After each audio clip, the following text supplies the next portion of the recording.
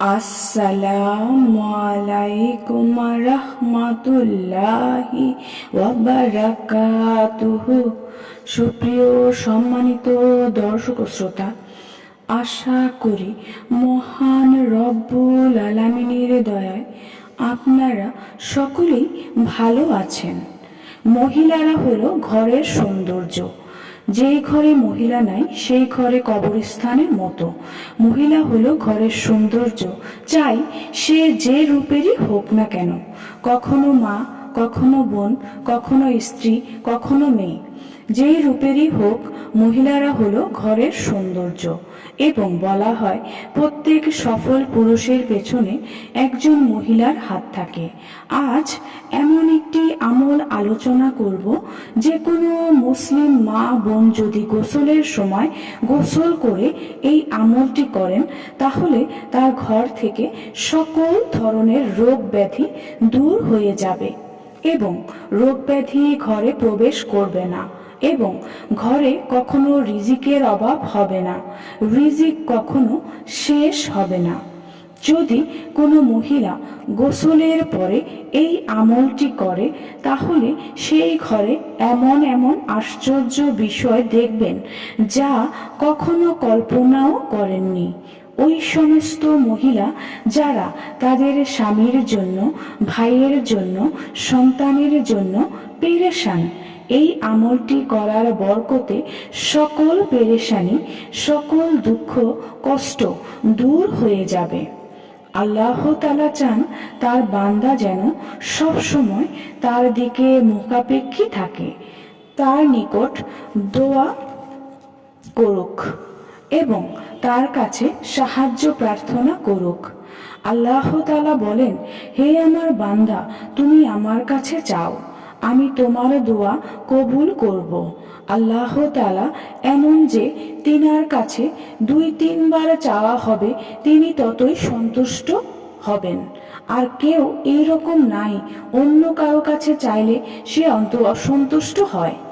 একবার দুইবার দের পরে, একবার দুইবার দেয়, পরে অসন্তুষ্টি প্রকাশ করে। কিন্তু বান্দা আল্লাহর নিকট যতবার চাইবে, আল্লাহ তত বেশি খুশি হন।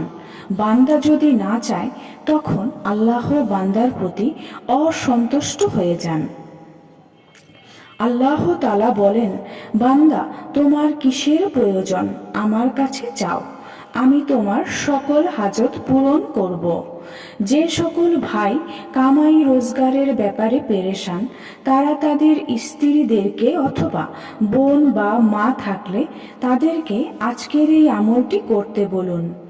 ইনশাআল্লাহ সকল পেরেশানি দূর হয়ে যাবে। ঘরের প্রত্যেক পুরুষ এবং প্রত্যেক মহিলা গোসলের পরে এই আমলটি করুন। ঘর জান্নাত হয়ে যাবে, ঘরে শান্তি আসবে, সকল পেরেশানি দূর হয়ে যাবে, ঘরের রোগ ব্যাধি দূর হয়ে যাবে, দুঃখ কষ্ট থাকবে না এবং বেবরকতি আসবে না। আমলের পূর্বে ছোট্ট 2টি কথা সকলের উদ্দেশ্যে বলতেছি। যদি এই নসিহতের উপর আমল করেন, আপনার জীবন সফল হয়ে যাবে। সকল রহমত বরকত এর মধ্যেই রয়েছে। নাম্বার 1, কখনো নামাজ তরক করবেন না। 5 ওয়াক্ত নামাজ নিয়মিত আদায় করবেন। সকল রহমত এবং বরকত এর মধ্যেই রয়েছে। নাম্বার 2, দৃষ্টিকে হেফাজত করুন। হারাম জিনিসের প্রতি নজর দিবেন না। গায়রে মাহরাম মহিলা এবং মহিলারা গায়রে মাহরাম পুরুষের দিকে নজর দিবেন না, কেননা উহা থেকে গুনাহ শুরু হয়। মানুষ চেহারা পরিষ্কার রাখে, যা মানুষের নজরে পড়ে, কিন্তু দিল সাফ রাখে না, যে দিলে আল্লাহর কুদরতি নজর পড়ে। আজকাল মানুষ রিজিকের জন্য অনেক পেরেশান। সকালে ঘুম থেকে উঠে রাতে বিছানায় যাওয়ার আগ পর্যন্ত প্রতি মুহূর্তে তার এই পেরেশানি লেগেই থাকে। কিভাবে বেশি করে ইনকাম করা যাবে, কামাই রোজগার কিভাবে বাড়াবে, বেশি টাকা পয়সা কিভাবে জমা করা যাবে, ব্যাংক ব্যালেন্স হয়ে যাবে, কিভাবে গাড়ি বাড়ি হয়ে যাবে। প্রত্যেকে নিজের চিন্তা নিয়ে ব্যস্ত থাকে। কেউ অপর ভাইয়ের প্রতি খেয়াল করে না, কেউ কারো সহযোগিতায় এগিয়ে আসে না, কারো সাহায্য করতে চায় না। এমন এক সময় ছিল যখন একজন পেরেশানিতে পড়লে, এক ভাই বিপদ মুসিবতে পড়লে, তখন আরেকজন তার সহযোগিতার জন্য এগিয়ে আসতো, তাকে সাহায্য করত।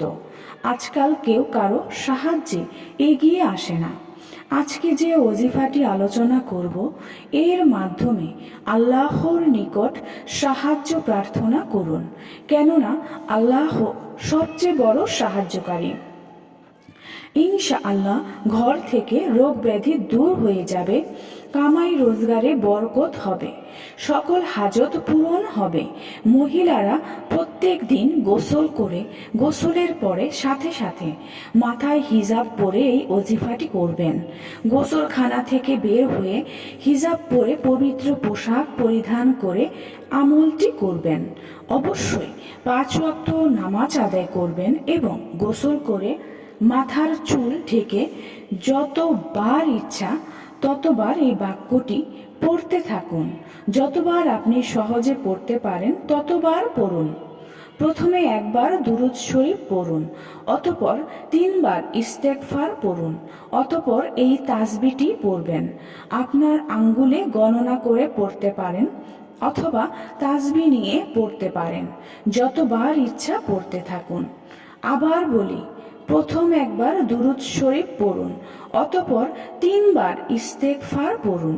আস্তাগফিরুল্লাহ, আস্তাগফিরুল্লাহ, আস্তাগফিরুল্লাহ।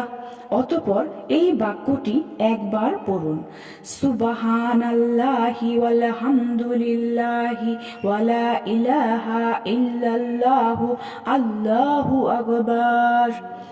এভাবে পড়ে একবার গণনা করুন, অর্থাৎ এভাবে 10 বার, 20 বার, 30 বার যতবার খুশি পড়তে থাকুন। অতঃপর আপনার হাজতের জন্য, আপনার পেরেশানির জন্য দোয়া করুন। প্রতিদিন গোসল করে সাথে সাথে এই আমলটি করুন।